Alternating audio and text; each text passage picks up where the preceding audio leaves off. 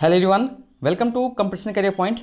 मैं आज आप लोगों के लिए भक्ति काल के अंतर्गत संत काव्य से संबंधित महत्वपूर्ण प्रश्न उत्तर को देखेंगे जो प्रीवियस ईयर एग्जाम में प्रश्न पूछे गए हैं और आने वाले एग्जाम में भी ऐसे ही प्रश्न आपके पूछे जाएंगे। शुरुआत करने से पहले अगर आप झारखंड पीटी हिंदी का तैयारी कर रहे हैं तो कोई भी नोट्स लेना चाहते हैं, किसी प्रकार के नोट्स लेना चाहते हैं तो आप इस व्हाट्सएप नंबर पर कांटेक्ट कीजिए 7004501486 पर। टोटल सिलेबस का, इंडिविजुअल खंड का, इंडिविजुअल टॉपिक का और जो मैं आपको बता रहा हूँ सारे आपको डिस्क्रिप्शन में मेंशन किए हुए हैं। शुरुआत करते हैं हम लोग यहाँ से।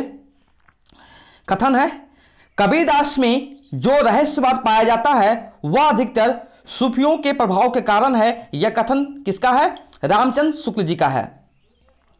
यहां पर पंक्ति लिखी हुई है, ये जो पंक्ति किसकी है? सह जोबाई की। प्रभु जी तुम चंदन हम पानी, ये पंक्तियां जो है किस संत कवि के है? रैदास। द निर्गुण स्कूल ऑफ हिंदी पोएट्री शोध ग्रंथ है डॉक्टर पीतांबर दत्त। महाराष्ट्र के भक्तों में सबसे पहले नाम आता है नामदेव का।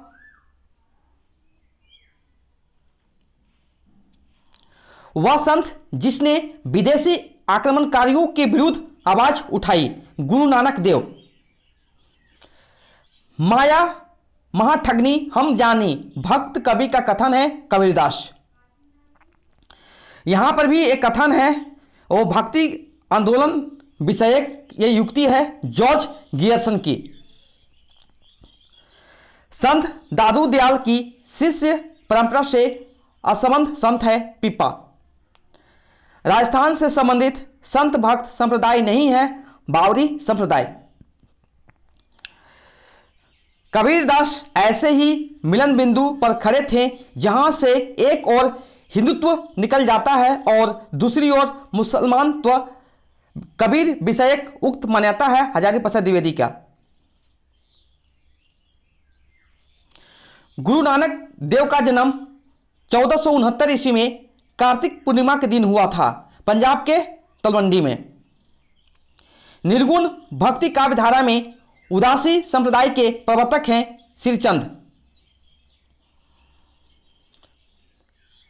कबीर का भक्ति आंदोलन विद्रोह मूलक है तो गोस्वामी तुलसीदास का प्रतिरोधात्मक। यह विचार करने वाले विद्वान हैं डॉक्टर बच्चन सिंह। गुरु नानक देव की माता का नाम था तृप्ता और यहां पर पंक्ति ली गई है कबीर की परिचय से। संत काव्य परंपरा की का वह कवि जो अपनी विद्वता यानी सर्वाधिक शिक्षित होने के कारण प्रसिद्ध है सुंदरदास।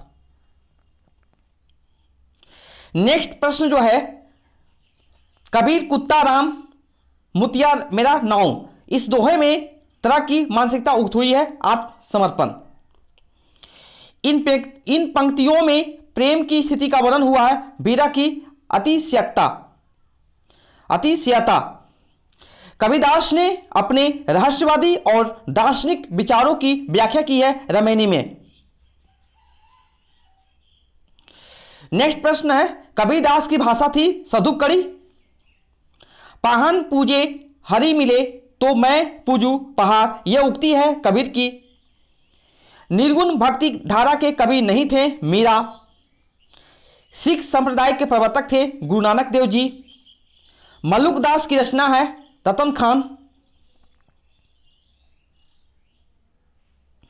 वह कवि जिसकी रचना से प्रभावित होकर अकबर ने गोवध बंद करवा दिया था संत दादू दयाल।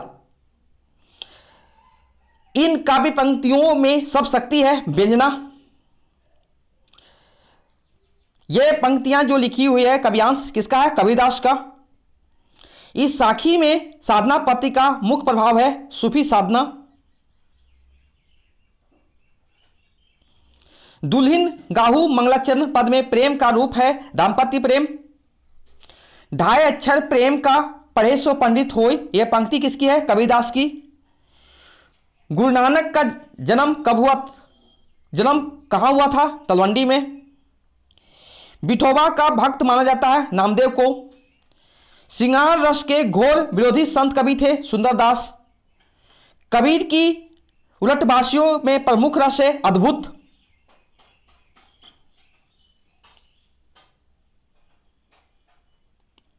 मगहर और लोई से किस कवि का संबंध है? कबीरदास। कबीर की पत्नी का नाम था लोई। संत काव्य की प्रवृत्ति नहीं है वर्ण व्यवस्था को प्रोत्साहन। विकल्प के अनुसार अजगर करे न चाकरी पंछी करे न काम, यह पंक्ति किसकी है? मलुकदास की है। निर्गुण भक्ति के कवि नहीं है श्री रामानुजाचार्य। संत कवि नहीं है श्रीधर पाठक। ज्ञान मार्गी शाखा कवि नहीं है कुतुबुन। कवि परिचय के रचनाकार हैं अनंत दास। निरंजनी संप्रदाय के प्रवर्तक कवि हैं हरिदास। दोहा चौपाई में लिखित पदों को कहते हैं रामायणी। यहां पर जो पंक्ति लिखी हुई है इन पंक्ति के माध्यम से कबीर कहना चाहते हैं मेरे राम नाम का मर्म कुछ और ही है। कबीर के निर्गुण पंथ का आधार भारतीय वेदांत और सूफियों का प्रेम तत्व है। यह विचार है रामचंद्र शुक्ल का। संत कवि नहीं है तुलसीदास। वह कवि जिसका संबंध संत काव्य से नहीं है अग्रदास।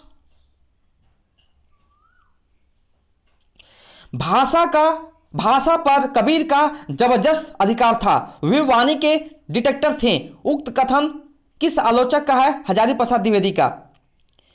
संत काव्य में शब्द से अभिप्राय है गए पदों वाली रचना। कबीर के काव्य की प्रमुख प्रवृत्ति नहीं है शस्त्रानुमोदन। मध्यकालीन संत काव्य पर प्रभाव नहीं है जैन साहित्य का।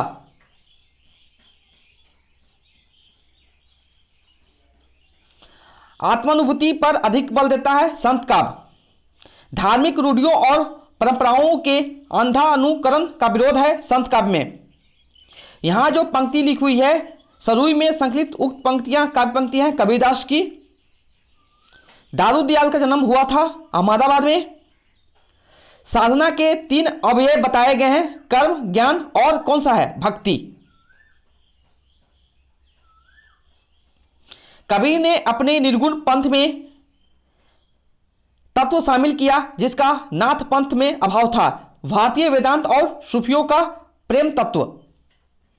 नानक की रचना नहीं है सिद्धांत पंचमात्रा। वह धार्मिक ग्रंथ जिसमें ररास के पद संकलित है आदि गुरु ग्रंथ साहिब। कबीरदास की रचनाओं का संग्रह है बीजक। ईश्वर के अस्तित्व को स्वीकार न करने वाला दर्शन है चबाक दर्शन।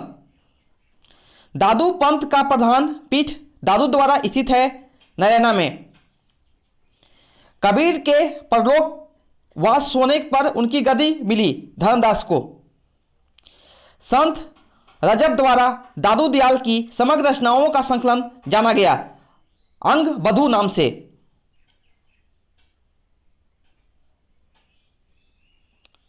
वह संत जिसका साधना क्षेत्र कभी राजस्थान नहीं रहा मलुकदास। रामानंद का शिष्य नहीं है विकल्प कौन सा? धर्मदास।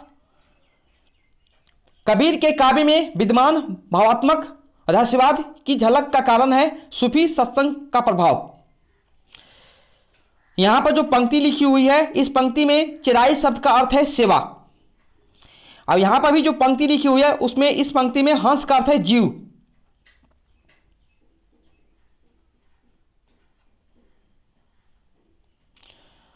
यहां पर प्रस्तुत पद में है कौन सा? अद्वैतवाद। कबीर का हठयोग किस साहित्य से प्रभावित था? सिद्ध एवं नाथ साहित्य से। दुर्गा सप्तशती का चंडी चरित्र के नाम से हिंदी में अनुवाद किया गोविंद सिंह ने। संत कवि नहीं माना जाता है ईश्वरदास को विकल्प अनुसार। संत काव्य की प्रवृत्ति नहीं है वर्णाश्रम अव्यवस्था का समर्थन। पंडित रामचंद्र शुक्ल के अनुसार कबीरदास का जन्म माना जाता है विक्रम संवत 1456। कबीरदास की वाणी का संग्रह किया था धर्मदास ने।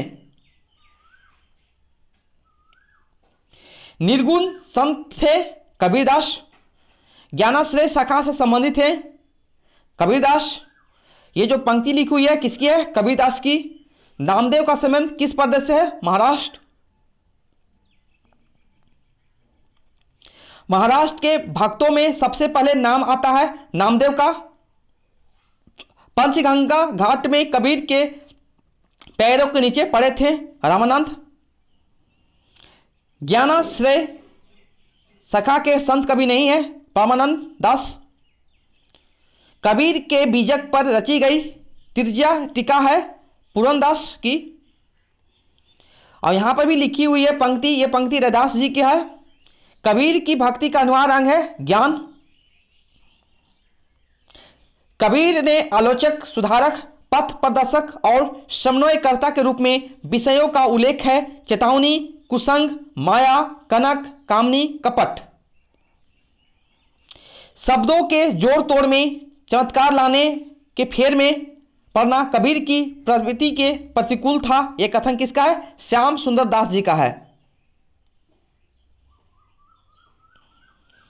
यहां पर जो पंक्ति लिखी हुई है यह नामदेव जी का है। और यहां नेक्स्ट में भी पंक्ति लिखी हुई है गहना एक कनक ते गहना तामे भाव न दूजा। यह पंक्ति किसकी है? कबीरदास की। रामचंद्र शुक्ल के अनुसार आदि गुरु ग्रंथ साहिब में रैदास के पद संग्रहित है 40।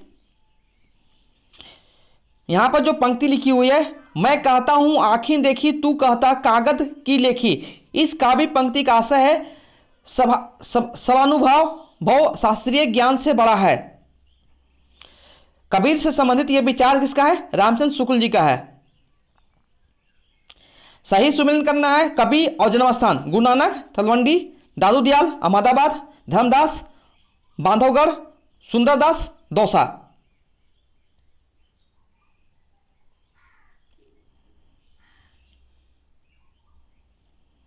यहां भी पंक्ति लिखी हुई है, किसी पंक्ति है? नामदेव जी के है।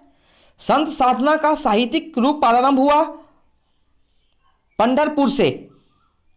कबीर के गुरु का नाम था रामानंद। सदुकड़ी भाषा से आशय है जिसमें अनेक प्रांतीय भाषाओं और बोलियों के शब्दों का मिश्रण हो। रैदास गुरु थे मीराबाई के। दादू दयाल की रचना है अंगबधू। निर्गुणिया संतों की काव्य सृजना सर्वाधिक आधारित दिखती है नाथों की रचनाओं पर। सिकंदर लोदी के कहने पर कबीरदास को जंजीर से बांधकर गंगा में डुबाया गया था तो शेख ताकी। यहां पर जो पंक्ति लिखी हुई है जो कबीर के बारे में लिखे हुए हैं वह यह कथन किसका है? आचार्य रामचंद्र शुक्ल जी का है। यहां पर भी एक पंक्ति लिखी हुई है, यह किसने कहा? कबीरदास ने। संत काव्य की विशेषता नहीं है सगुण ईश्वर की उपासना। सिकंदर लोदी के समकालीन थे कबीर। रामानंद के शिष्य परंपरा में नहीं है मलुकदास। कबीर की मृत्यु हुई है मगहर में। संत काव्य नाम दिया है राम कुमार वर्मा ने। मसी कागज छुओ नहीं कलम गायो नहीं हाथ कहा गया है कबीर के विषय में। अजगर करे ना चाकरी पंछी करे ना काम। यह कथन किसका है? यह किसने कहा? मलुकदास ने। रजब अली खां के गुरु थे दादू दयाल। बाबरी पंथ से संबंधित नहीं है पलटू साहब। ज्ञान मार्गी शाखा के कवियों को पुकारा जाता है संत कवि नाम से। भक्ति विवेक रचना है मलुकदास की। कबीर की वाणी का संग्रह बीजक कहलाता है। इनके कितने भाग हैं? 3 भाग हैं। जन्म काल के अनुसार कवियों का सही क्रम है कबीरदास, गुरु नानक, दादू दयाल, मलुकदास। सबंगी रचना है रजब की। सही सुमिलन करना है आपको। बीजा कबीरदास, अखरावट जायसी, भक्तमाल नाभादास, श्याम सगाई नंददास। मुसलमान अनुयायी कबीरदास के शिष्य मानते हैं शेख तकी का। यहां पंक्ति लिखी हुई है, इस पंक्ति के रचयिता हैं कबीरदास। आचार्य रामचंद्र शुक्ल के अनुसार कबीर ने अपनी साखियों में सधुकड़ी भाषा का प्रयोग किया है। सधुकड़ी से उनका अभिप्राय है राजस्थानी, पंजाबी, मिली खड़ी बोली। जन्म काल के अनुसार कवियों का कालक्रम है।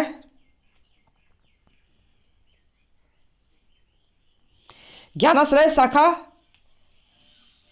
की रचनाकार है, शाखा की रचनाकार है सजोबाई। निर्गुण काव्य धारा की प्रवृत्ति है। रूढ़ियों एवं बाह्य का विरोध। संत काव्य धारा का प्रतिनिधित्व करते हैं कबीरदास। निर्गुण संत कवियों में सर्वाधिक शास्त्रज्ञ एवं सुशिक्षित थे सुंदरदास। सगुण भक्ति के प्रतिकूल सुदास मान जाते हैं, तो निर्गुण भक्ति के प्रतिनिधि मान जाते हैं कबीर। सही सम्मिलन करना है आपको। ग्रंथ दिए हैं उनके लेखक। हरदेव वाणी एवं अंगबधू की वाणी संकलन है दादू दयाल की। ज्ञान बोध के रचनाकार हैं मलुकदास। चंडी चरित विशिष्ट साहित्यिक रचना है गुरु गोविंद सिंह की।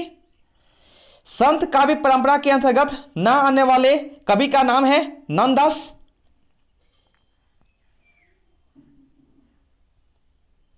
कबीर दास की माता का नाम था नीमा।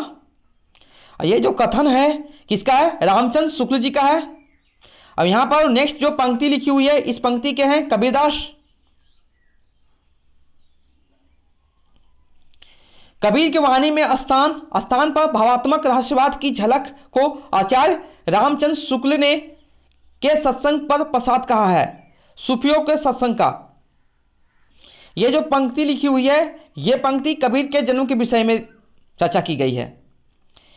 दुल्हिन गाहू मंगलाचर हम घरी आए तो राजा राम भरतार। कबीर का यह पद है किस राग गौड़ी में।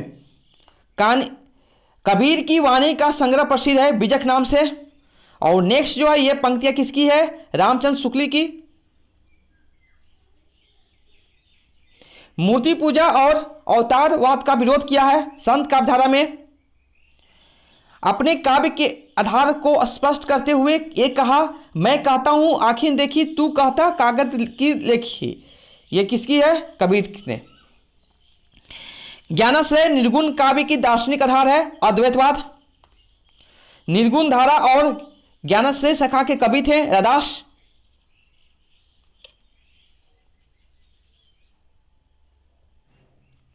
कबीरदास को मानवतावादी कवि कहा जाता है क्योंकि उन्होंने मानव में भेद ना करते हुए सबके उत्थान की बातें की है।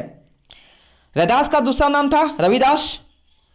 कबीर को प्रवर्तक माना जाता है निर्गुण संप्रदाय का।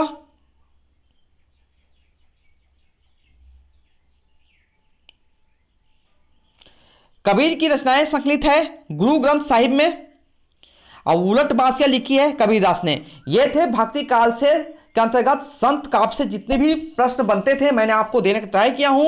और इसका पीडीएफ कब मिलेगा आपको? जैसे ही भक्ति काल में अभी 3 टॉपिक बचे हुए हैं, सूफी काव्य, राम काव्य, कृष्ण काव्य, ये सारे कंप्लीट होंगे तभी आपको ये इसका पीडीएफ टेलीग्राम चैनल पर मैं पोस्ट कर दूंगा। आप वहां से डाउनलोड करके पढ़ लीजिएगा। Okay, thank you so much for watching my video.